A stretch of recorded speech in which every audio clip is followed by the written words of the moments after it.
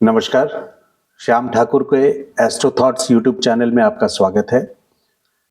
मैंने ये एक टॉपिक लिया है इस वीडियो में जो हम लोगों के पूरे प्रोफेशनल करियर में कई बार लोग पूछते हैं कि मेरा बिजनेस होगा या नौकरी होगी, मैं नौकरी करूं या बिजनेस करूं। इनफैक्ट ज़रूरी नहीं है कि कोई अपना करियर शुरू करता है तभी ये क्वेश्चन पूछता है।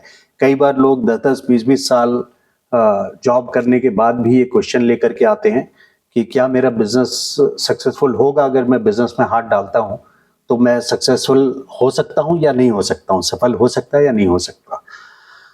तो बिजनेस के लिए जो ग्रह रूल करते हैं वो सबसे इम्पोर्टेंट जो ग्रह जिसको अपने एक्सपीरियंस के हिसाब से मैंने माना है, अपने सारे एक्सपीरियंस के हिसाब से एज ए ज्योतिष, वो है दो ग्रहों को प्रमुख मैंने लिया है, एक बृहस्पति एक बुध।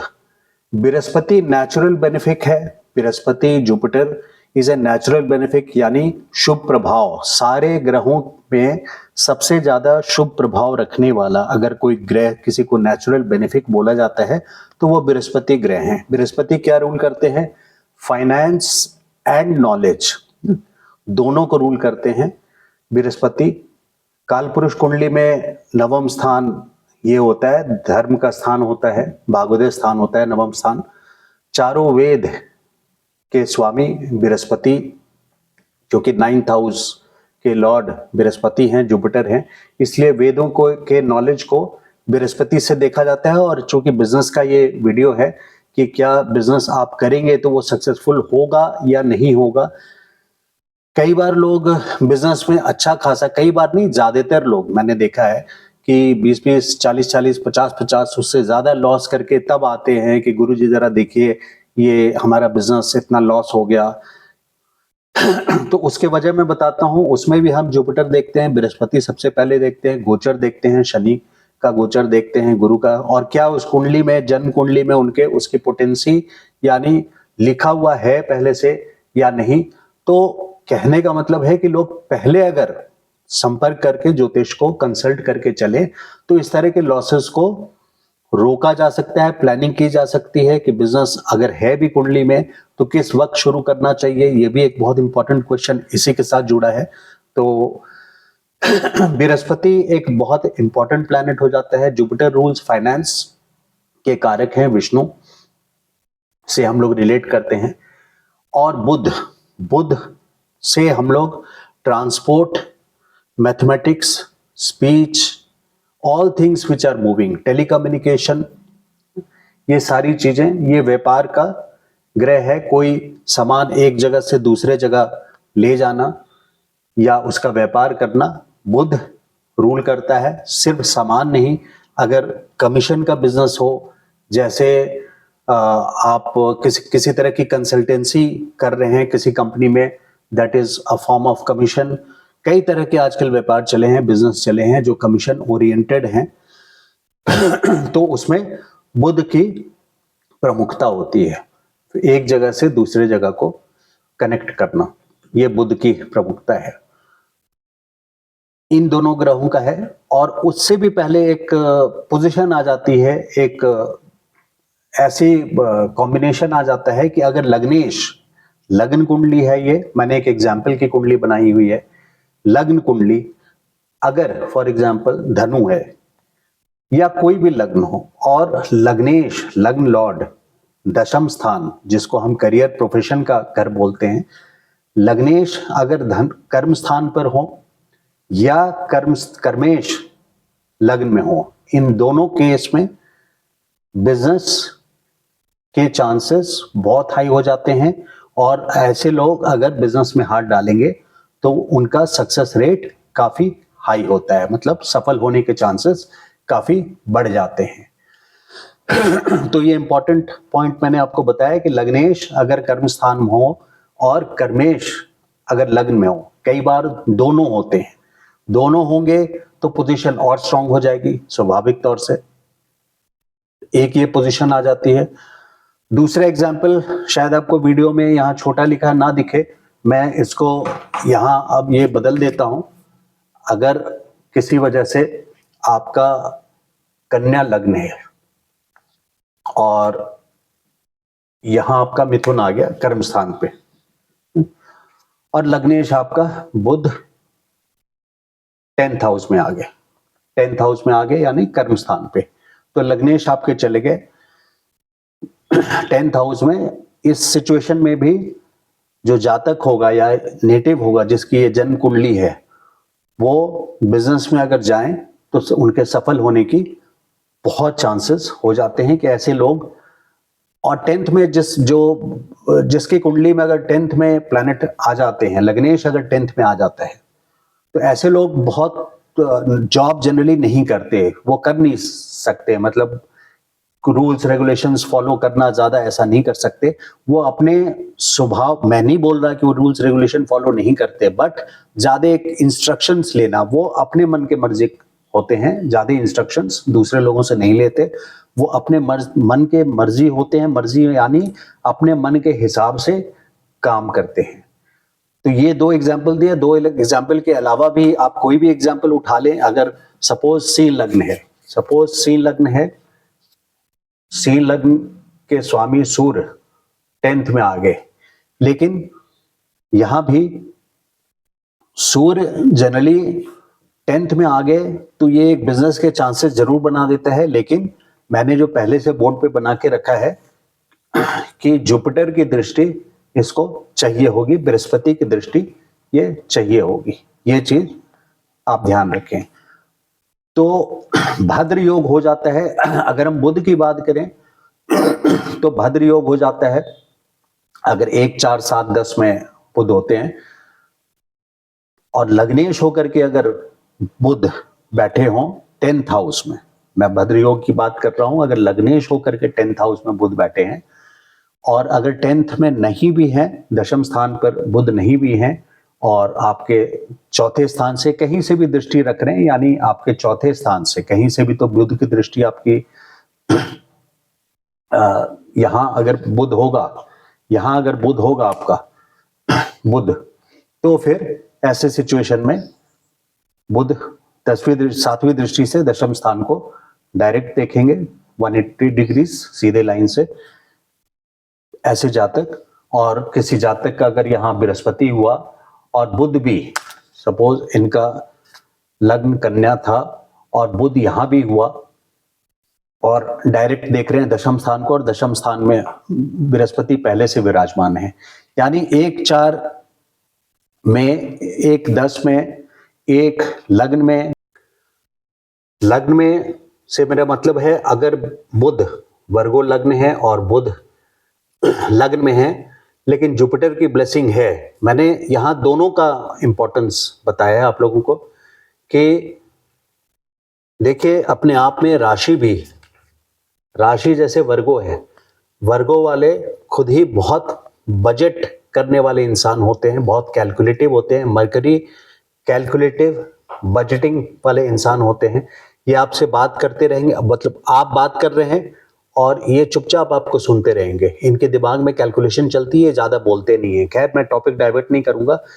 कोई भी लग्न है और मरकरी अगर लग्न में है, 4th में है या 10th में है, तो बिजनेस के योग बन जाते हैं, क्योंकि बुध, और बुध से जो लोग बिजनेस में जाते हैं वो कमीशन के काम में जाते हैं, या मैथ्स से रिलेटेड ट्यूशंस भी हो सकते हैं, बिल्कुल हो सकते हैं, और कोचिंग क्लासेस फॉर एग्जांपल, जरूरी नहीं है ट्यूशन, कोचिंग क्लासेस।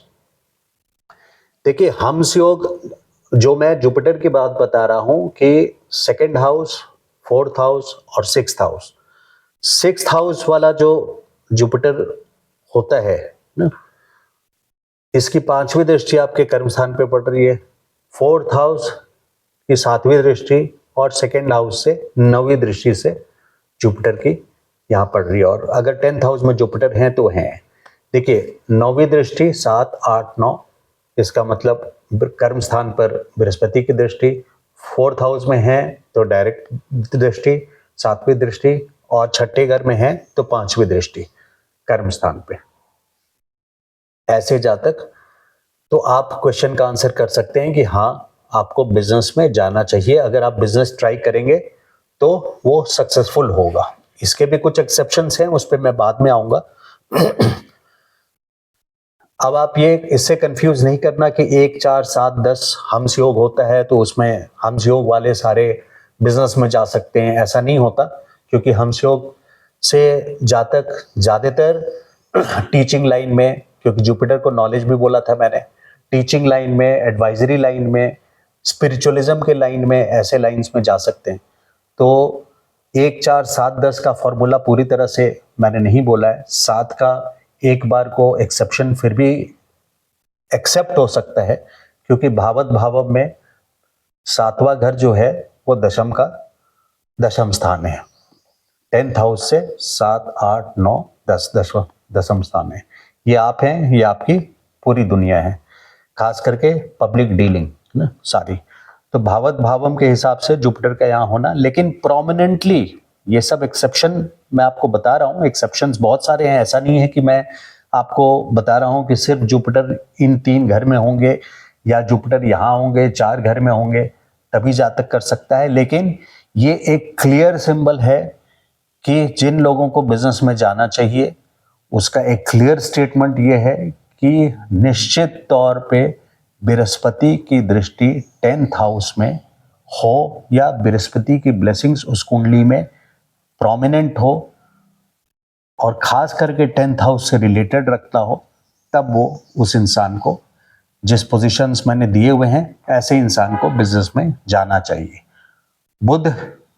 बुध से लोग कमीशन में, जो मैं रिपीट कर रहा हूँ, कमीशन में transport, mathematics, speech, anything which is moving, telecommunication, इस तरह के चीज़ों के बिजनेस कर सकते हैं।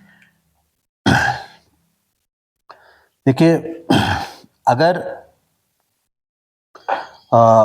ये जो 2 योग मैंने आपको बताया, भद्र योग और हंस योग, ये पंच महापुरुष योग के 2 योग हैं। लेकिन हंस योग की लिमिटेशन मैंने बताई कि जुपिटर के सिर्फ ये 4 पोजीशंस ऐसे हैं जो बिजनेस के लिए सक्सेसफुल हैं। बाकी पोजीशंस हंस योग के जो फॉर्म होते हैं वो यानी लग्न में और 7वें में, इनके अलावा लग्न में और 7वें में 1, 4, 7, 10 में हंस योग होता है, उनमें अध्यात्म में लोग ज़्यादातर जाते हैं। तो वो 5 पंच महापुरुष के हैं। देखिए, अब अगर मैं लिमिटेशंस बताऊं, हालांकि लिमिटेशंस ये बताऊं कि अगर सपोज यहाँ पे जुपिटर के साथ राहु आ गया, यहाँ में ये धन स्थान है, राहु का होना निश्चित तौर पे बहुत अच्छा है। अच्छा इसलिए है क्योंकि कलयुग में पैसे को ही पूजा जाता है। राहु 2 नंबर का पैसा देने में माहिर है, कोई भी 2 नंबर का काम कराने में माहिर है। तो राहु का धन स्थान में होना, वैसे राहु और गुरु एक साथ गुरु चंडाल योग बनते हैं, लेकिन जहाँ तक धन की बात है, मैं टॉपिक डाइवर्ट नहीं करूँगा, जहाँ तक धन की बात है, लेकिन फिर भी किसी न किसी तरीके से बदनामी प्रोफेशन में आ सकती है, यानी बिजनेस में आ सकती है। तो ये एक जुपिटर की पावर को कम करता है। धन जरूर लाएगा, लेकिन बिजनेस में कहीं ना कहीं डिस्टर्बेंस ये ला सकता है। राहु का होना किसी भी पोजीशन में, राहु यहाँ है, यहाँ है या यहाँ है, या सपोज जुपिटर के साथ यहाँ शनि आ गए, अगर शनि आ गए तो भी ये जुपिटर की पोजीशन को वीक कर देते हैं या राहु वीक कर देते हैं, तो ये ध्यान रखना है। इसके अलावा अगर सपोज ये आपका तुला राशि का, सपोज ये तुला राशि की कुंडली है और आपका 4थे स्थान में मकर पड़ता है, जहां जुपिटर नीच के हो जाते हैं। तो जुपिटर यहाँ नीच के हो गए तो ऐसे जातक को अगर बिजनेस के एडवाइस करेंगे कि आप बिजनेस कर लीजिए, क्योंकि जुपिटर ऑलरेडी वीक हैं, पहले यहाँ से नीच के हैं ना, तो वो गलत हो जाएगा, वो उनके लिए सक्सेसफुल नहीं हो पाएगा। इन बातों का ध्यान रखना है। और बिजनेस की प्लानिंग के वक्त ये चीज़ ध्यान रखना है कि जन्म कुंडली के अलावा जब भी आपके पास कोई आए या कोई भी लोग जो भी जानना चाहते हैं कि क्या जुपिटर बिजनेस के लिए मेरी कुंडली सूटेबल है या नहीं है, मैं बिजनेस कर सकता हूँ या नहीं कर सकता, तो एक क्वेश्चन तो जो मैंने अभी तक डील किया कि आप बिजनेस में जा सकते हैं या नहीं, उसके लिए जुपिटर का सेकेंड हाउस में, फोर्थ हाउस में, सिक्स्थ हाउस में और 10th हाउस में ठीक पोजीशन में होना इंपॉर्टेंट है, या फिर लग्नेश का 10th में होना और कर्मेश का लग्न में होना, दोनों में से कोई एक हो या दोनों हो, तो ऐसे जातक बिजनेस कर सकते हैं। रूल नंबर 2 हो गया, बृहस्पति के अलावा लग्नेश का 10th में होना या 10th लॉर्ड लग्न में जाना। रूल नंबर 3 कि मरकरी हो, मरकरी आपके 10th हाउस को देख रहा हो, तो ऐसे लोग जनरली कमीशन में जाते हैं। जैसे प्लेसमेंट एजेंसी हुई, जिसको हायरिंग एजेंसीज आजकल लोग बोलते हैं, रिक्रूटमेंट एजेंसी, हायरिंग एजेंसी, तो जिसको हम पहले प्लेसमेंट एजेंसी बोलते थे, तो ये एक मरकरी की भी पोजीशन आ जाती है। लेकिन इसके अलावा अगर जुपिटर रेट्रोग्रेड हो गए या मरकरी रेट्रोग्रेड हो गए और 10th हाउस में है, तो ये जातक, ये पर्सन भी बिजनेस में जा सकता है, लेकिन इसे स्ट्रगल बहुत होगा। ऐसा नहीं है कि ये फल नहीं देगा, लेकिन औरों से ज़्यादा जिनके जुपिटर डायरेक्ट हैं, रेट्रोग्रेड नहीं है, इसके लाइफ में स्ट्रगल ज़्यादा होगा, चाहे ये किसी पोजीशन पे हो, सेकेंड हाउस में रेट्रो हो जाए या कहीं हो जाए। तो ये चीज़ आप लोगों को ध्यान रखना है जो भी बिजनेस करना चाहते हैं।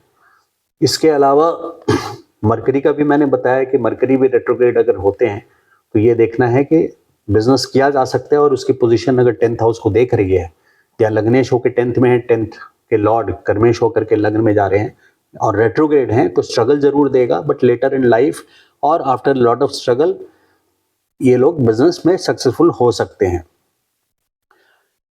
तो 2 चीजें 3 चीजें हम लोगों ने देख लिया, मैं उसको सिर्फ समराइज कर रहा हूं यहाँ पे, कि बृहस्पति का पोजीशन सेकेंड हाउस में, 4th एंड 6th या 10th हाउस में, ये सारी पोजीशन जुपिटर की 10th हाउस को, ये है 10th हाउस आपका कर्म स्थान, प्रोफेशन का घर, जिससे हम बिजनेस का डिसाइड करेंगे। बृहस्पति की पोजीशन या लग्नेश 10th में, 10th लॉर्ड लग्न में या मरकरी का। इसके अलावा हमें टाइमिंग देखना है कि बिजनेस कब स्टार्ट करना चाहिए। ऐसा ना हो, हाँ उसके पहले, टाइमिंग के पहले मैं आपको बता दूं कि अगर यहाँ जुपिटर हुआ, सपोज आपके जुपिटर यहाँ है ना, और आपका यहाँ मकर पड़ रहा है, मैंने एक एग्जांपल दिया, और शनि चले गए 6, 8, 12 में, शनि आपके 6, 8, 12 में चले गए, तो यहाँ पोजीशन बिजनेस की ये भी एक पोजीशन आती है, जैसे मैंने रेट्रो का बताया, या जैसे मैंने राहु का बताया कि अगर जुपिटर के साथ राहु आ जाए, या राहु ना भी हो और इस कर्मेश का स्वामी 6, 8, 12 में चला जाए, तो बिजनेस के लिए वीक हो जाता है। या 6, 8, 12 का स्वामी, अब इस पोजीशन में हम देखते हैं कि 6, 8, 12 का स्वामी, सपोज मकर यहाँ है और इसका स्वामी यहाँ आ गया शनि, तो चाहे आपका बृहस्पति हो और मरकरी हो, लेकिन यहाँ पे बिजनेस में बहुत बड़ा कैच आ जाता है, तो यहाँ पे केयरफुल रहने की 100% ज़रूरत है। ऐसे जातक को आप क्लियरली बिजनेस करने के लिए बिना और कॉम्बिनेशंस देखे, और कॉम्बिनेशंस तो आपको देखना है, लेकिन ये क्लैरिटी एक बिजनेस करने वालों के लिए मैं दे रहा हूँ कि कौन से लोग हैं जो बिजनेस में जा सकते हैं। प्लस आपकी महादशा जो है वो तो अनसेड है कि महादशा आपकी सपोर्ट करनी चाहिए। ऐसा ना हो कि आपका सपोज आपके कोई भी ले लें आप, मकर यहाँ पड़ रहा है और शनि भी यहाँ बैठे हों, और शनि की महादशा चल रही है 19 साल की, और उसी वक्त आपने ये शुरू कर दिया।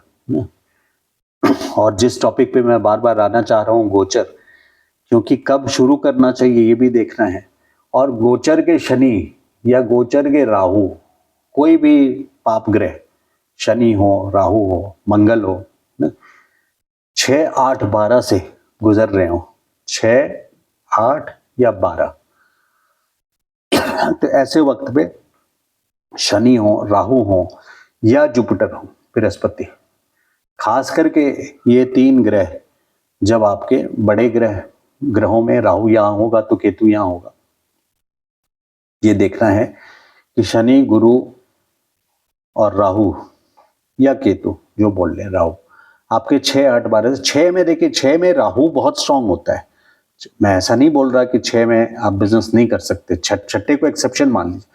अगर राहु के एग्जाम्पल ले रहे हैं तो मैं यहाँ पे 8 और 12 बोलूंगा। और राहु के अलावा अगर कोई एग्जाम्पल आप ले रहे हैं, सपोज शनि आपका गोचर का शनि आपका 12th में है, ऐसे टाइम पे उस 2.5 साल में आजकल मैं ये वीडियो मई 2023 में बना रहा हूं, तो शनि अभी कुंभ राशि में है जनवरी से 2023 जनवरी से 2025 मिड तक। तो जिनके भी शनि 12वें स्थान पे है या कुंभ जिनका यहाँ पड़ रहा हो 6ठे घर में या 8वें घर में, ऐसे लोगों को बिजनेस बिल्कुल नहीं करना चाहिए। ये कुछ इंपॉर्टेंट पॉइंट्स हैं। पाप ग्रह का ट्रांजिट नहीं होना चाहिए।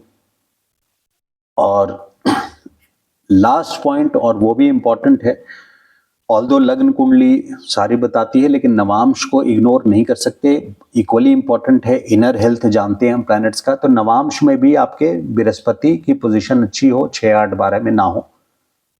लग्न कुंडली में आपकी सपोज 4th हाउस में है और नवांश कुंडली में आपके 8वें में चले गए बृहस्पति, और तो वो सूटेबल नहीं रह जाएगा। तो नवांश कुंडली में भी इसकी पोजीशन अच्छी होनी चाहिए।